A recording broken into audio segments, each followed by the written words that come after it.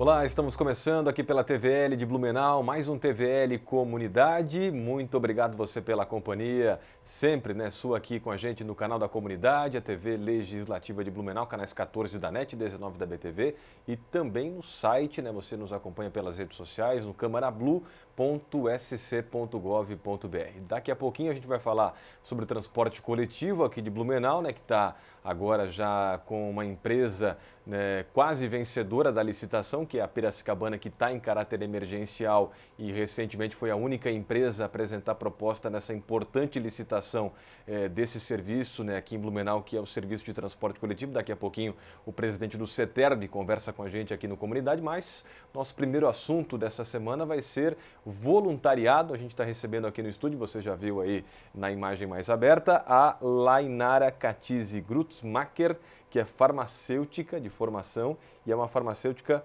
também voluntária, porque ela foi recentemente para a África fazer um trabalho, ela sozinha, lá fazer um trabalho voluntário na cidade de Nairobi. É isso? Perfeito. Tudo bem com você? Tudo bem. Obrigado pela sua visita com a gente aqui na TVL. De onde é que vem essa tua inspiração, essa tua vontade pelo trabalho voluntário, hein, Lainara? Primeiramente, eu agradeço o convite.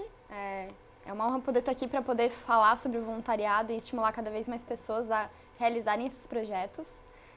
Eu já realizava projetos voluntários na região, mas eu sempre tive vontade de ter a vivência dos costumes, da realidade, sentir um pouquinho do que essas pessoas vivem mesmo, Porque aqui a gente acaba indo fazer o trabalho, retorna para nossa casa, Uhum. E lá não, lá a gente é obrigada a conviver com a realidade deles.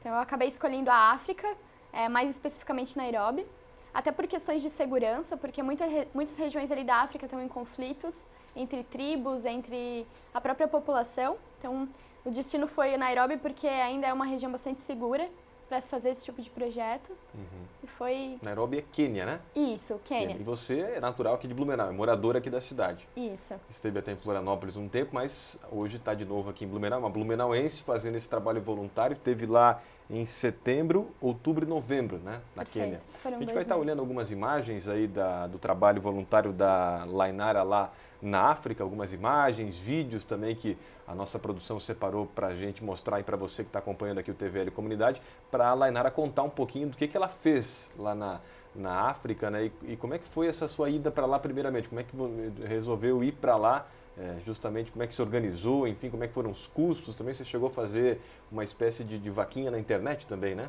Isso. Como eu coloquei inicialmente, eu resolvi sozinha. Eu fui por uma instituição que promove intercâmbios sociais mesmo. E chegando lá, eu inicialmente iria realizar orientações de saúde, devido à minha área de formação. Uhum. Chegando lá, me deparei com uma realidade um pouco diferente do que eu imaginava. As crianças não possuíam água na escola, pia para lavagem de mãos, não possuíam luz elétrica. E aí, com isso, o foco teve que ser alterado. A gente teve que A higiene pensar... básica não existia? Não existia. Uhum. E é muito cultural no Quênia eles fazerem as refeições com as mãos. Uhum. Então, isso era um problema de saúde bem grave, porque o que acontecia? As crianças acabavam se contaminando, tinham muitas doenças gastrointestinais, faltavam à escola por esse motivo. Então, isso trazia uma série de prejuízos ao aprendizado das crianças. Uhum. E são pessoas que também têm muitas doenças lá, Você falou das questões de higiene e isso resulta na questão da saúde da pessoa, Isso, perfeito. As condições sanitárias não são ideais, Então, a gente vê muito esgoto a céu aberto, as próprias condições de higiene da escola não eram adequadas para o que era necessário. E certamente você deve ter muitas histórias, nesses 2, 3 meses que você ficou lá, Lainara. Alguma que mais te marcou, por exemplo? Tiveram vários fatos marcantes, assim. Eu acho que a primeira coisa que me marcou muito foi o amor e o carinho das crianças para comigo, porque eu era diferente delas. E elas me amavam mesmo assim. E tinham total carinho e respeito por mim. Ao invés de ter preconceito com você, Exato. Elas te receberam muito bem. E foi uma lição muito grande aprendida, Porque a gente vê muito ainda preconceito e desigualdade, muita discriminação pelas diferenças, a gente vê isso quase todo dia. E as crianças me mostraram o quanto era possível fazer diferente. E olha a alegria, deles, a gente está vendo as imagens, Sim. É impressionante, Eles estavam muito felizes com a minha presença, com a presença dos voluntários. Você foi com quantos voluntários? Eu fui sozinha. E eu acabei conhecendo lá uns missionários, que tem um foco totalmente diferente do que eu fui fazer, né? Mas que também me auxiliavam nesse trabalho. Então foi muito bacana, assim, muito gratificante. Você foi com algum objetivo específico, assim, lá numa escola, é isso? Isso. Eu fui realizar orientações de saúde mesmo. E chegando lá, eu acabei dando aulas de inglês, porque como eu coloquei, as condições sanitárias não eram ideais, não era o foco realizar orientações de saúde naquele momento. E eu comecei a pensar o que era possível fazer para fazer a diferença naquele local. Eu queria muito deixar uma marca, fazer a diferença para essas crianças.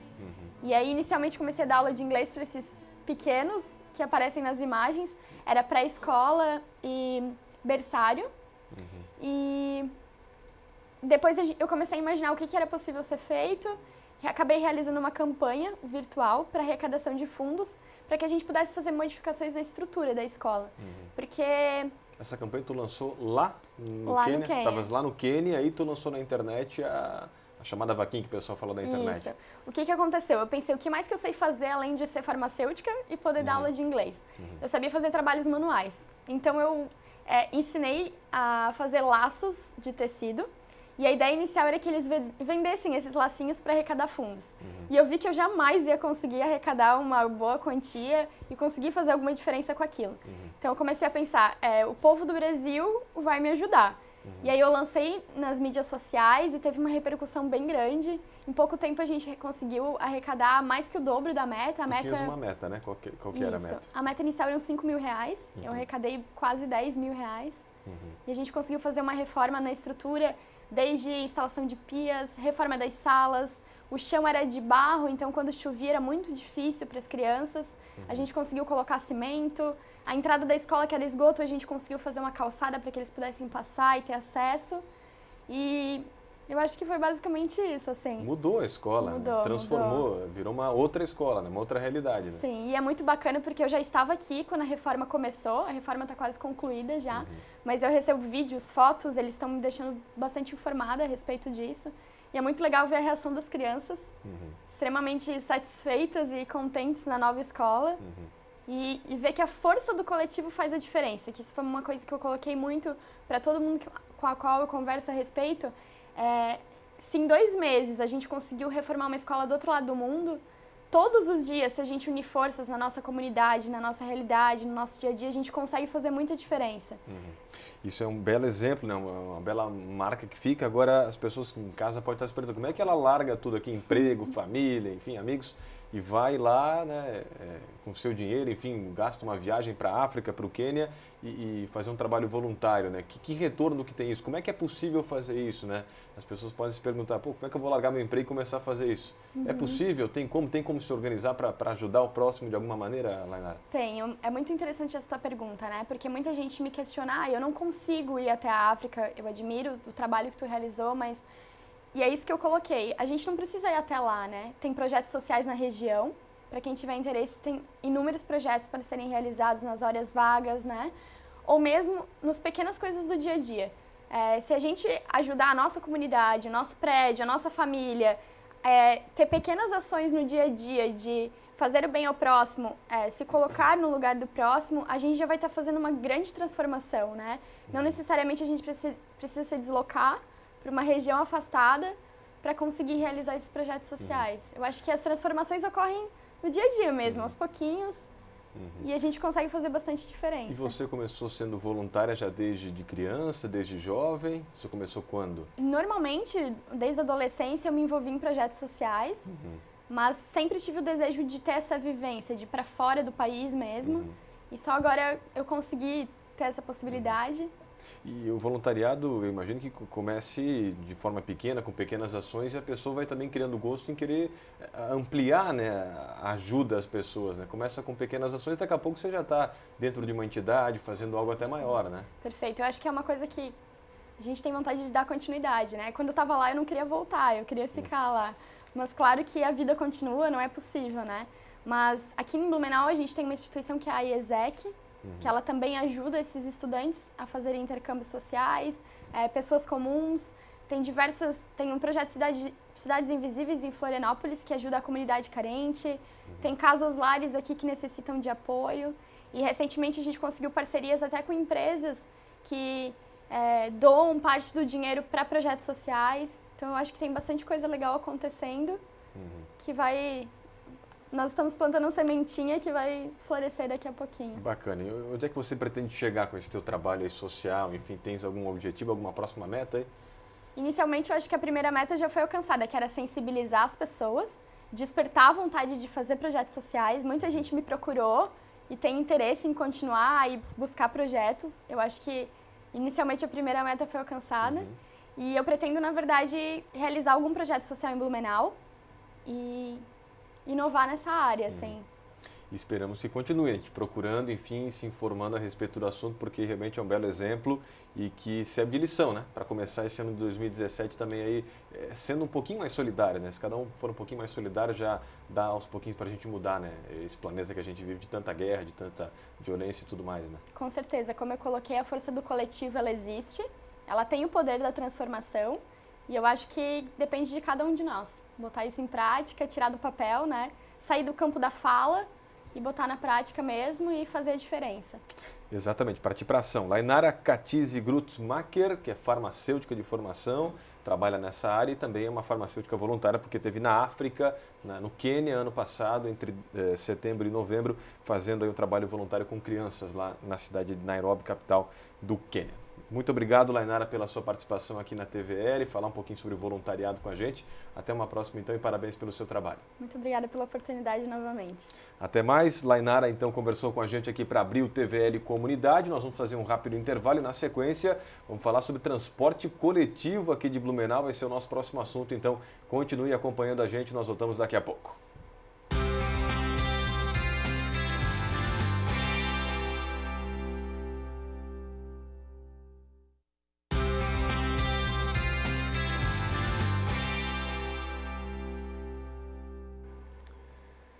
Estamos de volta aqui com o TVL Comunidade, pela TVL de Blumenau. Você que está nos acompanhando aí nos canais 14 da NET, 19 da BTV e também pelas redes sociais, no site da Câmara, câmarablu.sc.gov.br. Não esqueça de interagir com a gente, ligue aqui para a TVL, entre em contato com a gente, fale com a nossa equipe, com a nossa produção, sugira entrevistas, né, interaja conosco. Você que tem alguma história na sua comunidade, no seu bairro, quer contar algo para a gente, quer aparecer aqui na TVL, né, e dar uma entrevista aqui no TVL Comunidade, algo que interesse a nossa gente, a nossa população, né, que seja algo de interesse público, você pode sugerir para a gente, quem sabe você daqui a pouquinho também está contando aqui, né, um fato também na TV Legislativa aqui dentro do programa TVL Comunidade. Dando sequência, você já viu aí na sua casa, na sua tela, o Carlos Lang, presidente do CETERB. Ele é o nosso segundo convidado aqui desse programa dessa semana. Lang, muito obrigado pela sua presença aqui, presidente. Vamos falar um pouquinho sobre transporte coletivo, né? Porque agora recentemente a licitação foi aberta e foi finalizada a primeira etapa, né? A apresentação de propostas.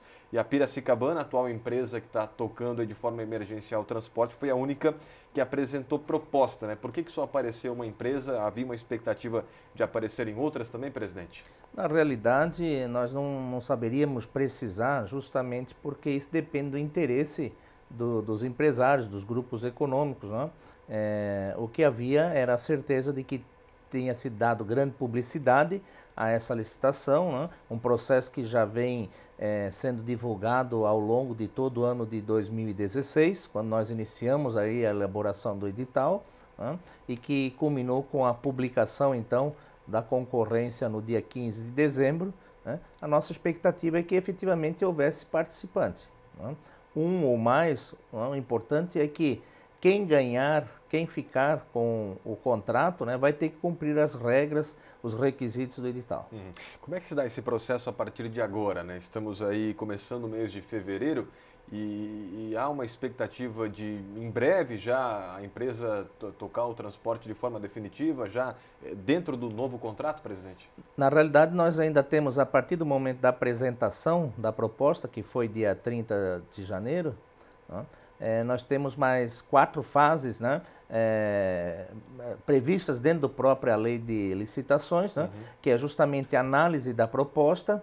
Na sequência, nós vamos ter a análise da documentação do credenciamento, né, se a empresa está regular, apresentou as certidões negativas, ou seja, se ela está habilitada para concorrer, e daí uma a terceira e última fase nessa sequência, né, que seria a homologação da proposta se tudo estiver correto. Nós temos alguns prazos regulamentares, alguns prazos legais para observar aí, são 2 prazos de 5 dias úteis, né? Então isso nos projeta para o término do processo, se não houver nenhum embargo, né, nenhuma mandado de segurança ou qualquer questionamento por quem quer que seja, nós projetamos aí terminar esse processo num prazo de até 30 dias. Então, Né? ali por março, então deve definir se a Piracicabana é a vencedora ou não. Exatamente. Oficialmente. Exatamente. E daí, a partir do momento, daí é elaborado o contrato, né, nos moldes do edital, e a partir daí, então, a empresa terá 90 dias para efetivamente começar a operação. Até 90 dias para efetivamente começar a operação, com aqueles requisitos, os principais: 100 veículos 0 km nesse primeiro momento, né, e a substituição dos outros 140, porque a frota total é de 240 veículos, né, serem substituídos ao longo dos próximos 3 anos, né, numa proporção de 1/3 a cada ano. É evidente que a empresa pode antecipar esses prazos, né, mas dentro do edital está previsto, né, esse cronograma. Hoje a tarifa de ônibus está em R$ 3,85, presidente. Já vai, quando a empresa em definitiva entrar operando o serviço, já vai para R$ 3,90, conforme ela apresentou a proposta no edital? Exatamente. O edital já previa, quando foi lançado, né, o valor de R$ 3,90 como tarifa máxima, né, para o decorrer desse ano de 2017. A proposta que a empresa apresentou foi o valor limite, que é o R$ 3,90. Então, assim que ela começar a operar, em tese vai começar também essa nova tarifa. E essa operação dessa empresa em definitivo deve começar ainda nesse primeiro semestre, até o final de junho, julho? Qual que é a expectativa? A nossa expectativa é que o mais tardar no decorrer do mês de junho a operação esteja, né, efetivamente começada, com a operação dos veículos novos, né, como está previsto, né? Isso porque justamente nós estamos contando essas fases do processo licitatório e depois o prazo de até 90 dias para a empresa começar a operar. Então isso nos leva, né, ao cálculo, né, à conclusão de que ali por final de maio, meados de junho, a empresa esteja operando. Esses 90 dias, esses 3 meses, né, a população pode se perguntar, o usuário do transporte coletivo, por que tanto tempo, né, 3 meses de prazo para a empresa começar a operar já com os novos ônibus, presidente? Justamente porque a empresa precisa de um tempo. Qualquer concorrente que viesse a ganhar a licitação, né, tem que ter um prazo justamente para adquirir os veículos, para montar esses veículos dentro das especificações que estão previstas no edital. Então, quando nós estudamos, né, os prazos, toda a questão temporal, né, com relação ao início da operação, nós também tivemos o cuidado de levar em conta o tempo que a empresa leva para receber um veículo novo. Nós conversamos com montadoras e o prazo médio foi 90 dias. Então, por isso é que nós estabelecemos esse período aí para que a empresa possa efetivamente começar a operar. A gente está vendo os ônibus aí da Piracicabana atualmente, né, os que estão rodando nesse contrato emergencial da prefeitura com a empresa, e que está operando desde o início, né, de janeiro de 2016, né? A empresa Piracicabana começou exatamente no dia 1º de fevereiro. Fevereiro, então foi Isso. final de janeiro, né, início de fevereiro. Exatamente. Um ano aí, né? Praticamente um ano, operando de forma emergencial. Sim. Lá no início, principalmente, início do ano passado, as reclamações eram muito maiores, né? Porque os ônibus me parece que estavam em situação bem mais ruim, né, presidente? Hoje já acabou melhorando um pouquinho a condição, mas ainda há muitas reclamações. E aí a pergunta que fica é, os ônibus que virão, né? Serão bem diferentes dos que estão aí? Qual que é a expectativa do CETERG? Sim, totalmente diferentes, né? Uma vez que, em primeiro lugar, são veículos totalmente novos, veículos 0 km. Né? E também as características desses veículos serão diferentes dos veículos que estão operando hoje no contrato emergencial. O que a gente precisa resgatar, que eu acho que é importante, né, é sabermos que a administração pública, o prefeito Napoleão Bernardes, quando, né, rompeu o contrato com o SIGA, a principal preocupação dele era não deixar a população desassistida né, com relação ao serviço de transporte público. Por isso que, né, todo o empenho foi no sentido de restabelecer o transporte o mais rápido possível. Nós encontramos, depois de muitas pesquisas, né, de muita conversação, nós encontramos a empresa Piracicabana, né, com a disponibilidade de veículos para compor a frota de Blumenau e, né, reativar o serviço mesmo em caráter emergencial. É evidente que as características dos veículos, então, quando começar a operar Piracicabana, não eram as mais adequadas para Blumenau. Mas, como eu falei, a principal preocupação era restabelecer o serviço. Era ter o serviço. A empresa tinha esses veículos, né, já preparados para vender, para se desfazer deles. Né? Por isso que havia essa disponibilidade e por isso que os veículos não reúnem as características que nós almejávamos. Né? Mas agora, a partir do novo contrato, né, nós teremos uma realidade totalmente diferente. São 100 ônibus novos, são um total de quantos ônibus? 240 ônibus nessa nova concepção, nesse novo contrato, né? Sendo que de imediato, então, logo no início, 100 veículos novos. Esses 100 veículos, eles têm que contemplar, né, toda a frota que opera nas linhas troncais. Esse é o nosso principal objetivo. Né? E os demais, então, que são as linhas periféricas, as linhas alimentadoras, né, eles serão substituídos, né, a uma média de 1/3 por ano. Então, no prazo aí de 3 anos, daqui a 3 anos, né, nós teremos uma frota praticamente nova, totalmente nova, né, uma vez que nós vamos ter veículos de no máximo 4 anos de operação. Esses 140 ônibus que são seminovos, né, qual é a idade deles, o tempo já de rodagem? Eles vão poder ter no máximo 8 anos de rodagem, de operação.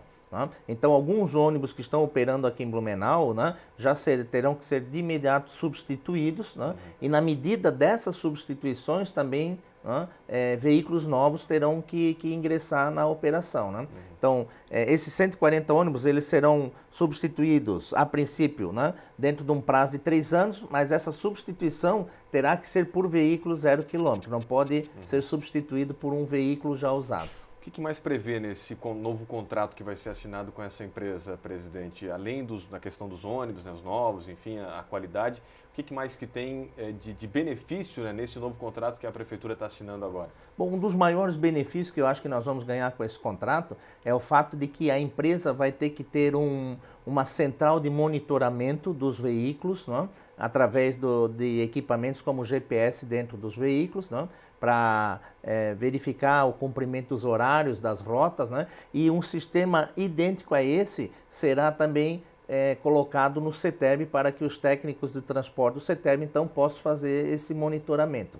Esse eu acho que é um dos pontos mais relevantes nesse momento, né, porque isso garante, né, uma maior regularidade no cumprimento dos horários e das rotas que estão estabelecidas, estão previstas, né, dentro do nosso sistema integrado. Né. Outros benefícios, né, também são relevantes, né, porque no contrato emergencial nós não tivemos a possibilidade, por exemplo, de exigir que nas linhas troncais todos os ônibus tivessem 3 portas para entrar e sair do veículo, né? E nesse novo contrato nós vamos também, né, retomar essa questão. Os ônibus virão com 3 portas, isso facilita o embarque e o desembarque, diminui o tempo de parada dos veículos, né? Então, quer dizer assim, acelera todo o tráfego, né, do veículo, né? Eu acho também relevante. Outras situações também, como por exemplo a questão dos terminais, né? Haverá um monitoramento nos terminais, a empresa que vai iniciar então a operação, né? Ela vai ter a obrigação de fazer esse monitoramento nos terminais. Com isso nós temos a possibilidade depois de implementar o contrato e trazer mais benefícios, como por exemplo letreiros eletrônicos nos terminais, né? E quem sabe até aplicativos, né, com relação ao cumprimento dos horários da frota, né? Quer dizer, o usuário vai para o ponto de ônibus, ele vai poder, né, monitorar quanto tempo que o ônibus está previsto para chegar naquele ponto em que ele se encontra. Isso já no começo ou isso é... Não, isso é mais para adiante, né? Mas assim, essas tecnologias poderão ser incorporadas no sistema. Presidente, só para fechar, hoje são quantos usuários de transporte coletivo aqui em Blumenau? Nós temos uma média aí de 90 a 100 mil usuários dia. Com a nova empresa, ou a mesma empresa operando com um sistema melhor, é o que se espera, a ideia é, obviamente, ampliar esse número? Eu creio que sim, eu creio que nós vamos devagarinho resgatando, né, a quantidade de usuários, porque lá em 2013, 2014, a média era de 120 mil usuários dia em Blumenau. Né? Agora, essa queda não é uma situação específica de Blumenau. Né? Em todo o país, a média de 2014 para cá foi uma redução de 9% no número de usuários do transporte coletivo urbano.